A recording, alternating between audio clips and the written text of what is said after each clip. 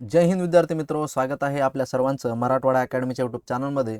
मित्रो, महत्त्वाची अपडेट आपण या ठिकाणी घेऊन आलो आहोत, जी की आदिवासी विकास विभागांतर्गत आलेली ही एक सरळ सेवेची जाहिरात आहे.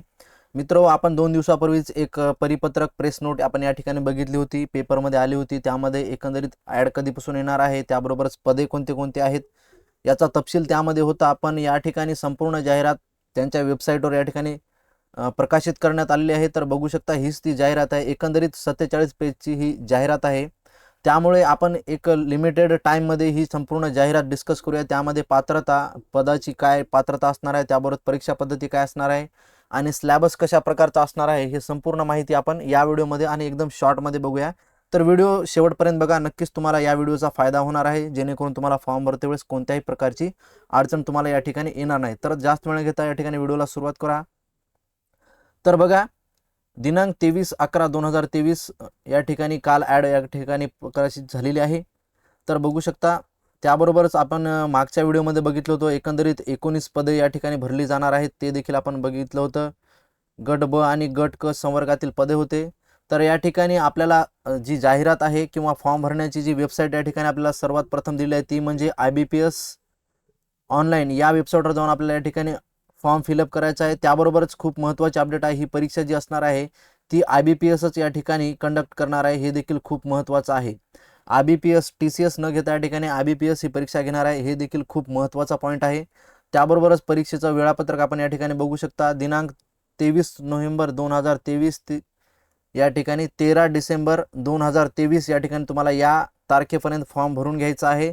त्याबरोबरच ऑनलाईन परीक्षेचा दिनांक आपल्याला या ठिकाणी आत्ताच दिलेला नाही, ते या ठिकाणी www.maharashtra.gov.in या संकेतस्थळावर या ठिकाणी स्वतंत्रपणे कळविण्यात येईल, असं आपल्याला या ठिकाणी सांगण्यात आलेलं आहे. म्हणजे परीक्षेची डेट या ठिकाणी अद्यापही जाहीर केलेली नाही. त्यानंतर पुढे एक महत्त्वाचा पॉईंट आहे बघा, खूप महत्त्वाचे पॉईंट आपण डिस्कस करणार आहोत जास्त वेळ न घेता. भरती प्रक्रिया संदर्भातील सर्व कार्यक्रमातील बदल, सूचना वगैरे www.maharashtra.gov.in या संकेतस्थळावर वेळोवेळी प्रसिद्ध करण्यात येतील. उमेदवारांशी कोणताही पत्रव्यवहार करण्यात येणार नसून या संकेतस्थळावर वेळोवेळी प्रसारित करण्यात येणाऱ्या सूचनांची दखल घेऊन त्यानुसार कार्यवाही करण्याची दक्षता उमेदवारांनी घ्यायची आहे. मित्रो, संपूर्ण जे आपल्याला इन्फॉर्मेशन, नोटीस, डिटेल संपूर्ण आपल्याला या ठिकाणी या वेबसाईटवरच आपल्याला समजणार आहेत. त्यामुळे ऑफलाईन तुमची निवड होत असताना त्यावर परीक्षेचे हॉल तिकीट हे सर्व तुम्हाला ऑनलाईनच मिळणार आहेत. मित्रो, हे जी पदभरती असणार आहे, एकंदरीत जे 5 आयुक्तालय आहेत आदिवासी विकास विभागाचे, त्यामधील संपूर्ण पदाचा जो तपशील आहे तो विविध आयुक्तालयांतर्गतचा आहे. त्यामुळे त्यामधील एकूण विविध 19 पदे भरली जाणार आहेत, ते आपण मागच्या व्हिडिओमध्ये बघितलं होतं. तर आयुक्तालयांतर्गत तुम्हाला ज्या आयुक्तालयामध्ये अर्ज करायचा आहे ते तुम्ही पुढे व्हिडिओमध्ये तुम्हाला समजणारच आहे, कशा प्रकारे व्हिडिओमध्ये आपण माहिती दिलेली आहे त्याबद्दल. तर बघा, या ठिकाणी सरळ सेवेने गट क संवर्गातील भरती करावयाची पदे आहेत. तर पदे हे खूप वास्ट आहेत, त्यामध्ये जास्त पेज आहेत. त्यामुळे आपण काय करूया, एकदम महत्त्वाची माहिती आपण या ठिकाणी डिस्कस करूया. तुम्हाला डिस्क्रिप्शन बॉक्समध्ये हे संपूर्ण ॲड मी या ठिकाणी त्याची लिंक देतो, तुम्ही त्या ठिकाणी जाऊन पदं बघू शकता. तर बघा, असे हे जे आयुक्तालय आहेत, 5 आयुक्तालय, त्या अंतर्गत ही पदाची माहिती आहे. त्यामध्ये कोणत्या पदासाठी किती जागा आहेत हे देखील यामध्ये दिलेलं आहे. तर आपण या व्हिडिओमध्ये फक्त महत्त्वाचे पॉईंट डिस्कस करणार आहोत, त्यामुळे आपला जास्त वेळ न जाता महत्त्वाची माहिती आपण बघूया. तर या ठिकाणी पुढचा महत्त्वाचा मुद्दा या ठिकाणी या व्हिडिओमध्ये असणार आहे, या जाहिरातीमधील, आणि तो म्हणजे असणार आहे बघा, पदसंख्या व आरक्षणासंदर्भात सर्वसाधारण तरतुदी, अटी व शर्ती. तर या ठिकाणी बघा, जाहिरातीत नमूद केलेल्या पदसंख्येत प्रवर्गनिहाय आरक्षणामध्ये बदल होण्याची शक्यता आहे. मित्रो, आता जी आपल्याला ॲड आलेली आहे त्यामध्ये आरक्षणामध्ये या ठिकाणी पदनिहाय बदल देखील होण्याची शक्यता आहे, आपल्याला या ठिकाणी सांगितलेले आहे. त्याबरोबरच बघा, पदसंख्या व आरक्षणामध्ये बदल झाल्यास याबाबतची घोषणा, सूचना वेळोवेळी विभागाच्या संकेतस्थळावर प्रसिद्ध करण्यात येईल. संकेतस्थळावर प्रसिद्ध करण्यात आलेल्या घोषणा, सूचनांच्या आधारे प्रस्तुत स्पर्धा परीक्षेमधून भरावयाच्या पदाकरिता भरती प्रक्रिया राबविण्यात येईल, हे देखील खूप महत्त्वाचं आहे. त्यानंतर बघा, प्रस्तुत जाहिरातीमध्ये नमूद संवर्गामध्ये काही समांतर आरक्षणाची पदे उपलब्ध नाहीत. यामध्ये समांतर आरक्षणाची पदे उपलब्ध नाहीत असं आपल्याला या ठिकाणी सांगण्यात आलेलं आहे. त्यानंतर बघा, तथापि जाहिरात प्रसिद्ध झाल्यानंतर जाहिरातीत नमूद नसलेल्या समांतर आरक्षणाकरिता पदे उपलब्ध होण्याची आणि विद्यमान पदसंख्येत वाढ किंवा बदल होण्याची शक्यता लक्षात घेता एखाद्या समांतर आरक्षणासाठी पद उपलब्ध नसले तरीही उमेदवारांनी सदर जाहिरातीस अनुसरून अर्ज करावेत. बघा आता सध्या तरी समांतर आरक्षणाची पदे या जाहिरातीमध्ये नाहीत, पण ते असं म्हणत आहेत की यामध्ये बदल होण्याची शक्यता आहे, यामध्ये वाढ होईल किंवा समांतर आरक्षणाची पदे या ठिकाणी इन्क्लूड होऊ शकतात, हे या ठिकाणी आपल्याला सांगितलेलं आहे. त्यानंतर बघा पुढील महत्त्वाचा मुद्दा आहे जाहिरातीमधील यानंतर विविध आरक्षण आहेत बघा, खेळाडूच आरक्षण, दिव्यांग आरक्षण, हे तुम्ही या डिटेलमध्ये वाचू शकता. त्याबरोबर अनाथ आरक्षण देखील आहे, माजी सैनिकाकरिता आरक्षण आहे, त्यानंतर प्रकल्पग्रस्तासाठीचे देखील आरक्षण आहे, भूकंपग्रस्तांसाठीचे देखील आरक्षण आहे, पदवीधर अंशकालीन कर्मचारी यांच्याकरिता देखील आरक्षण आहे, ते तुम्ही डिटेलमध्ये वाचू शकता. मी ॲडची लिंक या ठिकाणी डिस्क्रिप्शन बॉक्समध्ये देणारच आहे. त्यानंतर पुढील महत्त्वाचा मुद्दा असणार आहे आपला पात्रता. खूप महत्त्वाचा आहे पात्रता. उमेदवार हा भारतीय नागरिक व महाराष्ट्राचाच रहिवासी असणे बंधनकारक आहे. जाहिरातीत नमूद केलेल्या पदांसाठी अर्ज करणाऱ्या उमेदवाराचे वय दिनांक 1/11/2023 या तारखेस गणण्यात येईल. मित्रो, म्हणजे तुमची जी तारीख असणार आहे 1 नोव्हेंबर या दिवसापर्यंत तुमची तारीख गणण्यात येणार आहे. हे देखील खूप महत्त्वाचा पॉईंट आहे. त्यानंतर बघा जाहिरातीत नमूद केलेल्या पदांसाठी सामान्य प्रशासन विभाग शासन निर्णय क्रमांक त्यानुसार जे वयोमर्यादा असणार आहे ती बघा. खुल्या प्रवर्गातील उमेदवारांसाठी वयोमर्यादा किमान 18 वर्ष असावे व कमाल वय 38 वर्षापेक्षा जास्त नसावे. बघा खुल्या प्रवर्गातील उमेदवारांसाठी वयोमर्यादा आहे ही 18 ते 38 या ठिकाणी वयोमर्यादा आपल्याला या ठिकाणी दिलेली आहे.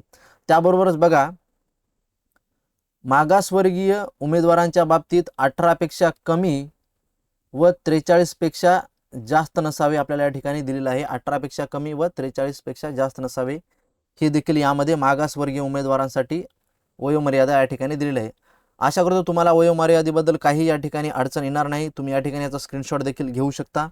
त्यानंतर त्यापुढेही काही यामध्ये आरक्षणाची किंवा ज्यांना ज्यांना आरक्षण आहे त्यांच्यासाठी विविध वयोमर्यादा आहे, ते देखील 43 पर्यंत या ठिकाणी दिलेलंच आहे. बघू शकता तुम्ही 43 ज्यांना ज्यांना या कॅटेगरीमध्ये बिलॉंग करतात त्यांच्यासाठी ही 18 ते 43 यामध्ये वयोमर्यादा या ठिकाणी असणार आहे. त्यानंतर बघा खूप महत्त्वाचा हा पॉईंट आहे पुढचा, म्हणजे तो असणार आहे शैक्षणिक अर्हता व अनुभव. मित्रो, या ठिकाणी तुम्हाला क्वालिफिकेशन काय असणार आहे आणि तुम्हाला अनुभव कोणत्या गोष्टीचा असणं आवश्यक आहे ते देखील यामध्ये दिलेलं आहे. तर आपण फास्टमध्ये हा व्हिडिओ घेणार आहोत, त्यामुळे महत्त्वाचे या ठिकाणी आपण पॉईंट डिस्कस करूया. तर बघा पहिल्या क्रमांकाचं पद आहे वरिष्ठ आदिवासी विकास निरीक्षक. या पदासाठी मित्रो मान्यताप्राप्त विद्यापीठाची किमान द्वितीय श्रेणीतील कला, विज्ञान, वाणिज्य किंवा विधी पदवी किंवा मान्यताप्राप्त विद्यापीठाचे शिक्षण किंवा मान्यताप्राप्त विद्यापीठाचे शिक्षण किंवा शारीरिक शिक्षणशास्त्र पदवी. मित्रो, तुमच्याकडे यापैकी पदवी असणं गरजेचं आहे. किमान द्वितीय श्रेणीतील पदवी तुमची असणं गरजेचं आहे, त्यामध्ये हे देखील दिलेलं आहे. त्यानंतर बघा हा खालचा पॉईंट जो आपण हिरव्या कलरने हायलाईट केला आहे तो बघा, संस्थात्मक व्यवस्थापन, शैक्षणिक प्रशासन, तपासणी आणि सवयी आणि खेळासाठी योग्यता यांचा अनुभव असलेल्या उमेदवारांना प्राधान्य दिले जाईल.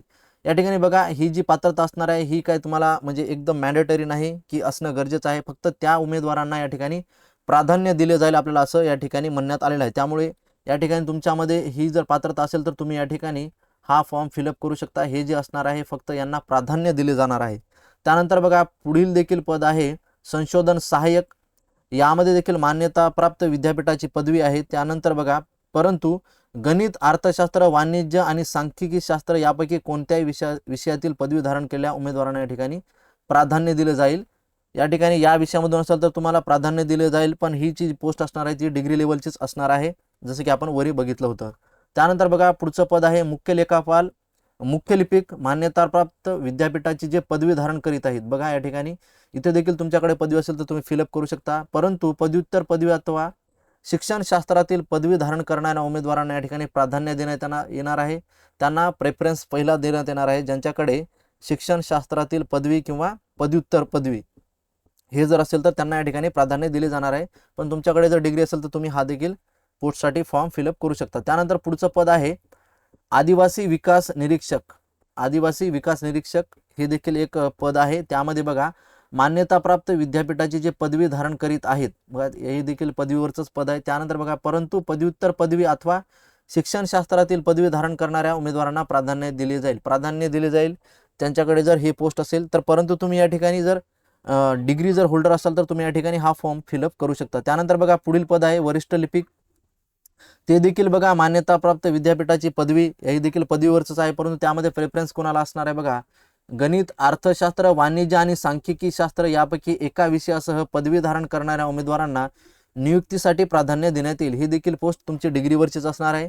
त्यानंतर बघा लघु टंकलेखक यांची थोडीशी वेगळी आहे पात्रता. त्यामध्ये तुमच्याकडे स्टेनो लघु टंकलेखक असणं गरजेचं आहे. आपण या ठिकाणी बघू शकता, ज्या व्यक्तीने माध्यमिक शालांत प्रमाणपत्र परीक्षा उत्तीर्ण केलेली असावी किंवा शासनमान्य समकक्ष परीक्षा उत्तीर्ण केलेली असावी आणि जी व्यक्ती शासकीय लघुलेखनाचा वेग, खूप महत्त्वाचा आहे, लघुलेखनाचा वेग किमान 80 शब्द प्रति मिनिट आणि त्याबरोबरच इंग्लिश टंकलेखनाचा वेग 40, त्याबरोबरच मराठी टंकलेखनाचा वेग 30 या अर्हतेचे शासकीय वाणिज्य प्रमाणपत्र धारण करीत असलेल्या महाराष्ट्र राज्य परीक्षा परिषद किंवा औद्योगिक परिषद संस्था यांच्याकडील प्रमाणपत्र देखील असणं गरजेचं आहे. तर तुम्ही हा लघु टंकलेखक या पदासाठी अर्ज करू शकता. तुमच्याकडे स्टेनो असणं गरजेचं आहे. त्यानंतर टायपिंग इंग्लिश 40 आणि मराठी 30 हे देखील तुमच्याकडे असणं गरजेचं आहे. त्यानंतर बघा अधीक्षक पुरुष, हे देखील पद महत्त्वाचं आहे या भरतीमधील. त्यामध्ये मान्यताप्राप्त विद्यापीठाची समाजकार्य किंवा समाज कल्याण प्रशासन किंवा आदिवासी कल्याण किंवा आदिवासी प्रशासन शाखेतील मान्यताप्राप्त विद्यापीठाची पदवी धारण करणारा उमेदवार, म्हणजे अर्थात तुमच्याकडे BSW जरी असेल तर तुम्ही या ठिकाणी हा फॉर्म फिलअप करू शकता. त्याबरोबरच ॲज इट इज खालचं देखील पद आहे ते महिलांसाठी असणार आहे. त्यामध्ये देखील तुमची BSW त्याबरोबर MSW हे जर असेल तर तुम्ही या ठिकाणी फॉर्म फिलअप करू शकता. त्यानंतर बघा गृहपाल पुरुष आहे. पुरुष आणि स्त्री समान या ठिकाणी मान्यता असणार आहे या पदासाठी, म्हणजे क्वालिफिकेशन हे समानच असणार आहे. तर आपण पहिल्या पदासाठी डिस्कस करूया. मान्यताप्राप्त विद्यापीठाची समाजकार्य किंवा समाज कल्याण प्रशासन किंवा आदिवासी कल्याण प्रशासन शाखेतील मान्यताप्राप्त विद्यापीठाची पदव्युत्तर पदवी धारण करणारा उमेदवार. या ठिकाणी बघा पदव्युत्तर पदवी म्हणजे या ठिकाणी MSW तुमचं असणं गरजेचं आहे. जर तुमच्याकडे MSW असेल तर तुम्ही या ठिकाणी या पोस्टसाठी तुम्ही इलिजिबल असणार आहात. त्यानंतर हे देखील स्त्रीसाठी देखील सेमच क्वालिफिकेशन असणार आहे. त्यानंतर बघा ग्रंथपाल वेतन श्रेणी 8 या ठिकाणी हे देखील पद आहे. याबरोबर तुम्हाला या ठिकाणी 10वी उत्तीर्ण तुम्ही असणं गरजेचं आहे SSC, आणि त्याबरोबर तुमच्याकडे ग्रंथालय प्रशिक्षण यामधील शासन मान्यता प्राप्त महाविद्यालयाचे अथवा संस्थेचे प्रमाणपत्र धारण केले असणं गरजेचं असणार आहे. परंतु ग्रंथालयशास्त्र यामधील पदविका म्हणजे या ग्रंथालयशास्त्र लायब्ररीमधलं तुमच्याकडे जर डिग्री असेल तर तुम्ही या ठिकाणी किमान 2 वर्षापेक्षा कमी नाही इतका ग्रंथालय कामाचा अनुभव असेल तर उमेदवारांना पसंतीक्रम देण्यात येईल. मित्रो, यांना फक्त काय असणार आहे, प्रेफरन्स असणार आहे. हे क्वालिफिकेशन डिझायरेबल आहे, मात्र हे 10वी आणि प्रमाणपत्र हे जर तुमच्याकडे असेल तर तुम्ही देखील या पोस्टसाठी हा फॉर्म फिलअप करू शकता.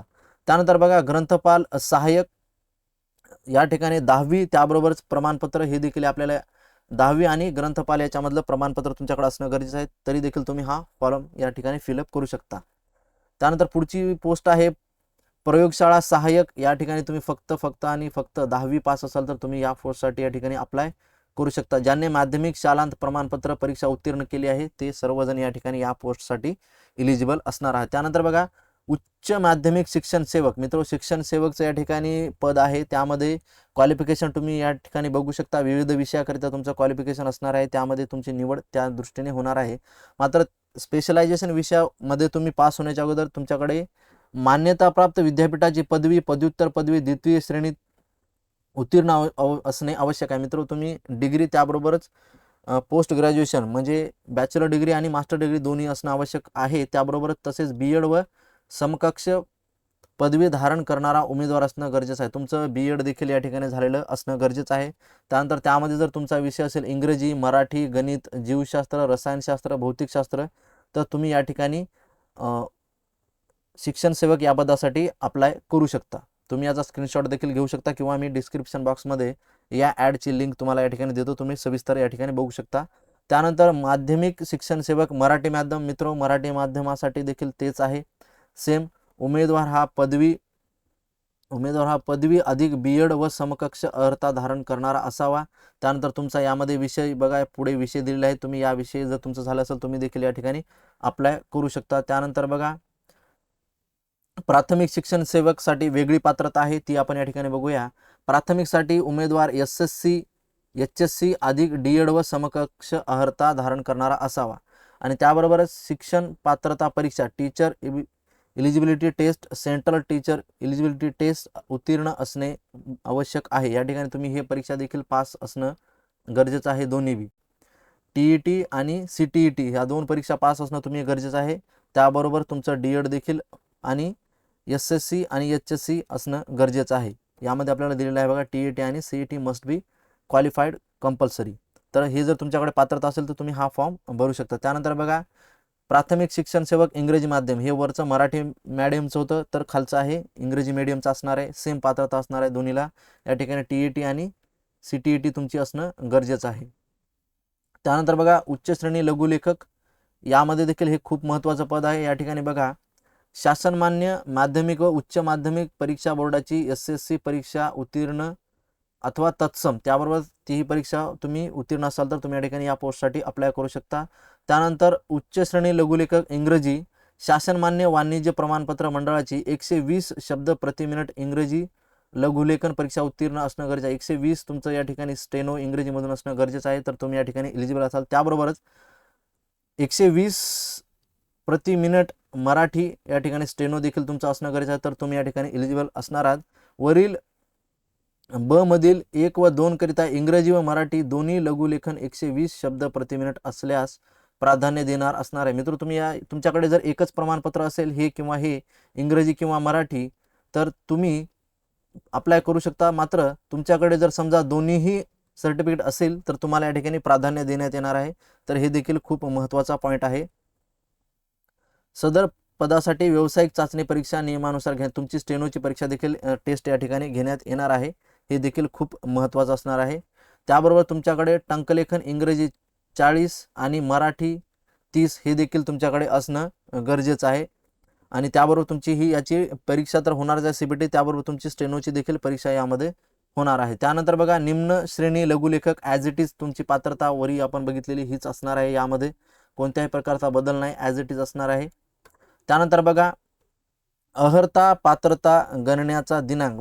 बघा तुमच्याकडे जी अर्हता किंवा पात्रता असणार आहे, तुम्ही जे क्वालिफिकेशन तुमचं असणार आहे ते 1 नोव्हेंबरपर्यंत तुम्ही जर या ठिकाणी पात्र असणार आहात तर तुम्हाला या ठिकाणी हा फॉर्म भरता येणार आहे. 1 नोव्हेंबर 2023 पर्यंत तुमची पात्रता गणण्यात येणार आहे. त्याच्यानंतर जर तुम्ही पात्र झाला तर तुम्हाला या ठिकाणी फॉर्म भरता येणार नाही. तुम्ही 1 नोव्हेंबरपर्यंत पात्र असणं गरजेचं आहे. संपूर्ण अर्हता, संपूर्ण सर्टिफिकेट तुमच्याकडे 1 नोव्हेंबरपर्यंतचे असणं गरजेचं आहे, तर तुम्ही या ठिकाणी पात्र असणार आहे. त्यानंतर बघा, निवड प्रक्रिया कशा प्रकारची होणार आहे आपण या ठिकाणी बघू शकता. निवड प्रक्रिया बघा, निवडीची पद्धत आपल्याला दिलेली आहे. खूप महत्त्वाचा पॉईंट आहे, कोणीही स्किप करू नका. यामध्ये संपूर्ण गोष्टी तुमच्या क्लिअर होणार आहेत. तर निवडीची प्रक्रिया या ठिकाणी बघू शकता. सर्व पदासाठी फक्त मराठी माध्यमातून संगणक प्रणालीद्वारे, म्हणजे अर्थातच तुमची परीक्षा ही ऑनलाईन आणि त्याबरोबरच MCQ टाईप परीक्षा तुमची होणार आहे. परीक्षा राज्यातील जिल्ह्याच्या मुख्यालयाच्या ठिकाणी घेण्यात येणार. मित्र, डिस्ट्रिक्ट फक्त या ठिकाणी डिस्ट्रिक्टला सेंटर असणार आहे, जिल्ह्याच्या ठिकाणी सेंटर असणार आहेत. तुम्ही फक्त आणि फक्त मराठी माध्यमातून परीक्षा होणार आहे. त्यानंतर परीक्षा ही MCQ असणार आहे, हे देखील खूप महत्त्वाचं. त्यानंतर ही एक खूप महत्त्वाचा टर्निंग पॉईंट या ठिकाणी असणार आहे. परीक्षा जी असणार आहे ती IBPS कंडक्ट करणार आहे, त्यामुळे परीक्षा ही खूप म्हणजे या ठिकाणी पारदर्शकता असणार आहे. यामध्ये कोणत्याही प्रकारचा गैरप्रकार अशा गोष्टीचा या ठिकाणी IBPS होणार नाही. तर IBPS हे खूप चांगलं एक पोर्टल आहे जे परीक्षा कंडक्ट करत असतात आणि त्याबरोबर रिझल्ट देखील खूप फास्ट यांचे लागत असतात. त्यामुळे खूप महत्त्वाचं या ठिकाणी आपल्याला की पॉईंट लक्षात ठेवणं गरजेचं आहे की परीक्षेच्या दृष्टिकोनातून आपण अभ्यास चांगला केला तर आपल्याला या ठिकाणी निश्चितच आपल्याला या ठिकाणी यश मिळणं अपेक्षित आहे. तर बघा, संगणक आधारित कम्प्युटर बेस्ड ऑनलाईन एक्झामिनेशन घेण्यात येणाऱ्या ऑनलाईन परीक्षेत प्राप्त गुणांच्या आधारे गुणवत्तेनुसार उमेदवारांची निवड केली जाईल. गुणवत्ता यादीत अंतर्भाव होण्यासाठी उमेदवाराने 45% गुण प्राप्त करणे आवश्यक असणार आहे. मित्र, तुमची जी परीक्षा असणार आहे कितीही मार्काची, 200, 100, तर त्यापैकी तुम्हाला 45% या ठिकाणी गुण असणं आवश्यक असणार आहे. त्याबरोबर बघा, संगणक आधारित परीक्षेद्वारे कम्प्युटर बेस्ड ऑनलाईन एक्झामिनेशन घेण्यात येणाऱ्या ऑनलाईन परीक्षा वस्तुनिष्ठ बहुपर्यायी स्वरूपात असेल व प्रत्येक प्रश्नाच्या या ठिकाणी मित्र 2 गुण असणार आहेत. प्रत्येक प्रश्नास 2 गुण असणार आहेत. त्यानंतर बघा, ज्या पदासाठी शारीरिक व व्यावसायिक चाचणी आवश्यक नाही अशा पदाकरिता उमेदवारांची निवड करताना संगणक आधारित कम्प्युटर बेस्ड एक्झामिनेशन घेण्यात येणारी ऑनलाईन परीक्षा मराठी, इंग्रजी, सामान्य ज्ञान व बौद्धिक चाचणी या विषयाकरिता प्रत्येकी 50 गुण ठेवून एकूण 200 गुणाची ही असेल. मित्रो, एकंदरीत तुमचे जे 4 विषय आहेत, 4 विषयामधील तुम्हाला या ठिकाणी 25-25 प्रश्न या ठिकाणी येणार आहेत. 25-25 प्रश्नापैकी तुम्हाला मित्र हो एकूण एका प्रश्नास 2 गुण म्हटल्यास तुमचे 100 प्रश्नाचे या ठिकाणी तुमचे 200 मार्क होणार आहे. एका प्रश्नास 2 गुण म्हणजे तुमची परीक्षा ही 2 गुणांसाठी होणार आहे. त्यामध्ये खूप महत्त्वाचं आहे, संगणक आधारित ऑनलाईन परीक्षेसाठी अभ्यासक्रम खालीलप्रमाणे राहील. बघा, आपल्याला या ठिकाणी अभ्यासक्रम देखील दिलेला आहे. संपूर्ण पदासाठी एकदम सारखाच या ठिकाणी बघा, एकंदरीत 17 ते 18 पदे आहेत. त्यामध्ये संपूर्ण पदासाठी सारखाच सिलेबस आहे. त्यामध्ये खूप महत्त्वाचा पॉईंट आहे, त्यामध्ये फक्त कोणते बघू शकता तुम्ही कोणते विषय या ठिकाणी असणार आहेत. तर मराठी हे पहिला विषय असणार आहे, त्याबरोबर इंग्रजी, त्यानंतर सामान्य ज्ञान, त्यानंतर बौद्धिक चाचणी. तर हे 4 विषय असणार आहेत. 4 विषयापैकी तुम्हाला 25-25 प्रश्न म्हणजे या ठिकाणी 50-50 मार्क तुम्हाला या ठिकाणी प्रत्येक सब्जेक्टला मिळणार आहेत. तर एकंदरीत तुमचे गुण होणार आहेत 200.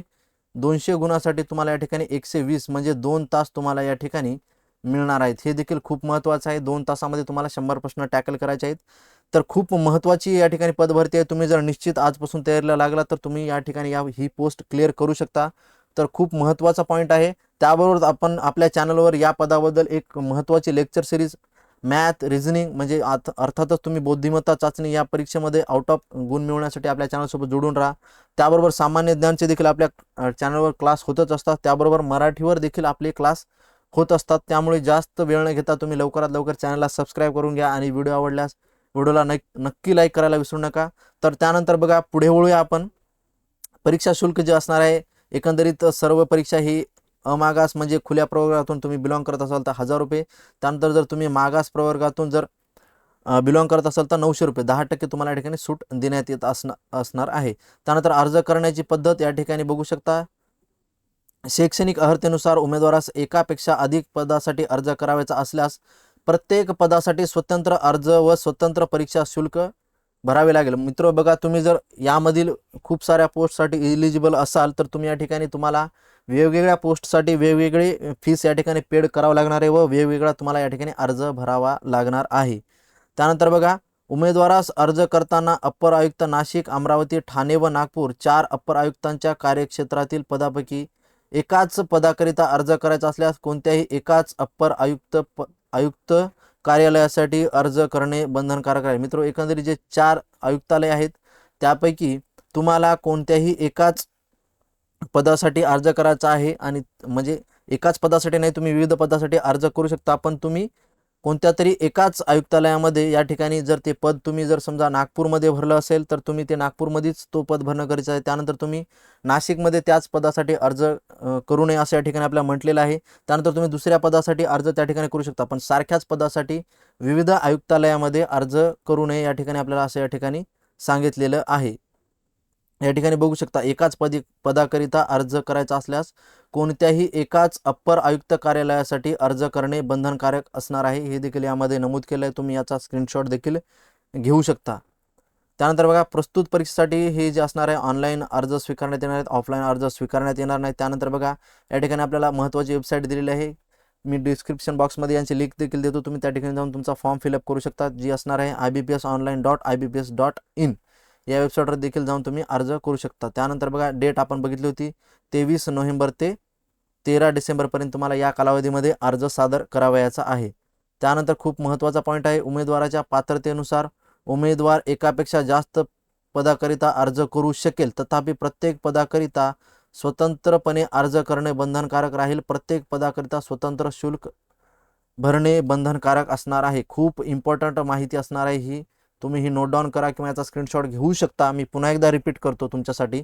उमेदवाराच्या पात्रतेनुसार उमेदवार एकापेक्षा जास्त पदाकरिता अर्ज करू शकेल, तथापि प्रत्येक पदाकरिता स्वतंत्रपणे अर्ज करणे बंधनकारक राहील व प्रत्येक पदाकरिता स्वतंत्र शुल्क भरणे बंधनकारक राहील. तुम्ही मित्र पात्रता तुमच्याकडे जास्त असेल विविध पदासाठी तर तुम्ही अर्ज करू शकता, पण स्वतंत्र अर्ज तुम्हाला भरावा लागणार आहे. त्याबरोबर स्वतंत्र पदाकरिता तुम्हाला स्वतंत्र परीक्षा फीस देखील भरावयाची आहे. त्यानंतर बघा महत्त्वाच्या सूचना आहेत. यामध्ये महत्त्वाच्या सूचना कोणत्या प्रकारच्या आहेत ते देखील आपण बघूया. खूप महत्त्वाच्या आहेत. उमेदवारांनी ऑनलाईन अर्ज नोंदणी करण्यापूर्वी लक्षात घेण्यासारखे महत्त्वाचे मुद्दे आहेत. त्यामध्ये खूप महत्त्वाचे आपण या ठिकाणी मुद्दे बघितलेले आहेत. त्यानंतर बघा इंग्रजी भाषेतील खाली दिलेला मजकूर असलेले स्वहस्ताक्षरात लिहिलेले घोषणापत्र काळ्या शाईने पांढऱ्या कागदावर लिहून या ठिकाणी आपल्याला अपलोड करायचे आहे. ते या ठिकाणी दिलेलं आहे. तुम्ही या ठिकाणी ते लिहून अपलोड करणं, तुमच्या हस्ताक्षरामध्ये तुमच्या साईनने अपलोड करणं गरजेचं आहे. त्यानंतर पुढचा बघा महत्त्वाचा पॉईंट आहे, इंग्रजी भाषेतील मोठ्या अक्षरातील स्वाक्षरी स्वीकारली जाणार नाही. मित्र या ठिकाणी तुम्हाला जे सिग्नेचर करायची आहे ती कर्सव रायटिंगमध्येच करायची आहे. कॅपिटलमध्ये तुम्हाला असं ABCD अशा प्रकारची तुम्ही सिग्नेचर करू नका, आपल्याला या ठिकाणी सांगितलेलं आहे. तुम्ही या ठिकाणी स्मॉल लेटरमध्ये सिग्नेचर करून अपलोड करणं गरजेचं आहे. ते देखील आपल्या ठिकाणी खूप महत्त्वाचा पॉईंट आहे, डिस्कस केलेला आहे. त्यानंतर बघा काही महत्त्वाचे अपडेट आहे का आपण या ठिकाणी बघूया. खूप महत्त्वाचे या ठिकाणी आपण मुद्देच डिस्कस केलेले आहेत. खूप 47 पेजेसची जाहिरात आहे मित्र. तर बघा उपलब्ध परीक्षा केंद्राची माहिती आपल्याला दिलेली आहे. परीक्षा केंद्र हे महाराष्ट्रातील सर्व जिल्ह्याच्या ठिकाणी राहतील. आपण वरी डिस्कस केलेलं आहे. यामध्ये पुन्हा एकदा रिपीट होतंय.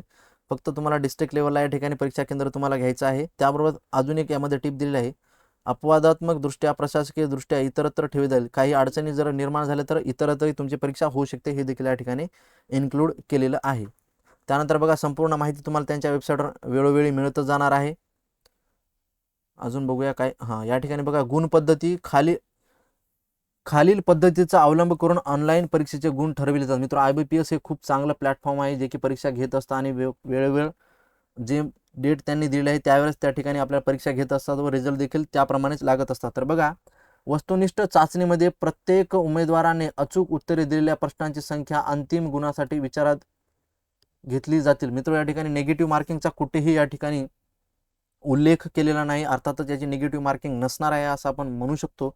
त्यानंतर बघा परीक्षा एकापेक्षा जास्त सत्रामध्ये घेण्यात आलेली असल्यास वरील प्रमाणे उमेदवाराने संपादित केलेले अंतिम गुण विविध सत्रामधील वापरल्या जाणाऱ्या चाचणीमधील काठिण्य पातळी विचारात घेऊन विविध सत्रामधील गुण समायोजित करून समतुल्य करण्यात येईल. मित्र एकंदरीत जर समजलं नसेल तर सोप्या भाषेमध्ये मी सांगू शकतो. तर नॉर्मलायझेशन होणार आहे या ठिकाणी. तर नॉर्मलायझेशन होणार आहे, हे देखील खूप महत्त्वाचं असणार आहे. तुम्ही वेगवेगळ्या जर तुमची शिफ्टमध्ये परीक्षा झाली तर पेपराच्या हार्ड लेवलनुसार तुमचे गुण नॉर्मलायझेशन कमी किंवा जास्त होऊ शकतात, हे यामध्ये दिलेलं आहे. त्यानंतर निगेटिव्ह मार्किंगचा या ठिकाणी कुठेही उल्लेख केलेला नाही, त्यामुळे खूप महत्त्वाची अपडेट आहे. आणि ही जी पोस्ट असणार आहे खूप महत्त्वाची पोस्ट आहे. तुम्हाला जर काही अडचणी आल्या असतील फॉर्म भरते वेळेस तर तुम्ही या 2 क्रमांकावरती या ठिकाणी कॉल करून तुम्ही विचारू शकता की काही अडचण असेल तर. त्यानंतर बघा जाहिरात जी आहे 23 नोव्हेंबरची आहे, अर्थातच कालची जाहिरात आहे. त्यानंतर खूप महत्त्वाचे अपडेट आहे. मित्र तुम्ही जर हा व्हिडिओ आवडला असेल तर व्हिडिओला फक्त लाईक करा आणि चॅनलला सबस्क्राईब करायला विसरू नका. त्याबरोबरच मराठवाडा अकॅडमी तुमच्यासाठी विविध कोर्सेस, विविध बॅचेस, विविध स्टडी मटेरियल अवेलेबल करून देत असतो. त्यामुळे तुम्ही जर चॅनलवर नवीन असाल तर चॅनलला सबस्क्राईब करून घ्या आणि तोपर्यंत फक्त आणि फक्त अभ्यास करत राहा. भेटूया पुढच्या व्हिडिओमध्ये. जय हिंद, वंदे मातरम.